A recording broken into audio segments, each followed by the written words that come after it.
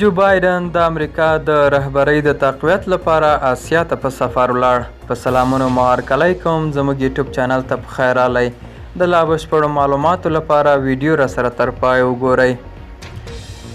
د امریکا د متحده ایالاتونو ولسمشر جو بایدن په آسیا کې د امریکا د مشرتابه دلات تقویت لپاره د پنجشنبې په ورځ د هغوی په 29مه جاپان ته او جنوبي کوریا ته خپل سفر پیل کړ. ښاغلی بایدن په دغه سفر کې په توکیو کې د متحدو ایالاتونو، جاپان، هند او استرالیا په 4 اړخیزو غونډې ګوډا کې هم ګډون کوي. سپینه ماڼۍ وایي چې هغه به همدغه راز د امریکا او جنوبي کوریا له سرتیرو سره هم وویني.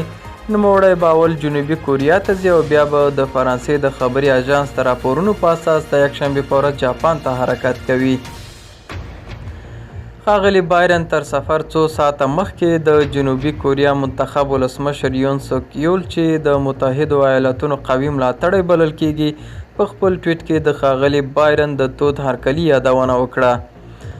هغه لیکلي دي چې زه ډاډه یم چې د کوریا د جمهوریت او متحدو ایالاتونو ائتلاف چې د دیموکراسۍ د ارزښتونو او بشري حقونو د ساتلو هڅه کوي، آینده کې به نور هم مخ پر وړاندې ولاړ شي.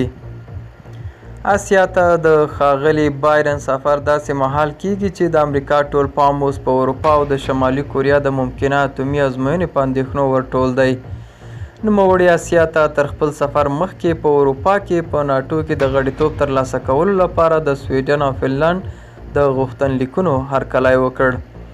دغه دواړو هیوادونو د فبرورۍ په 24مه په اوکراین کې د روسیې له یرغل وروسته په ناټو کې د غړیتوب غوښتلو هلې ځلې پیل کړي دي. دا و زموږ نننۍ چمتو شوي ویډیو. تر بیا ښه وخت، ښې چارې.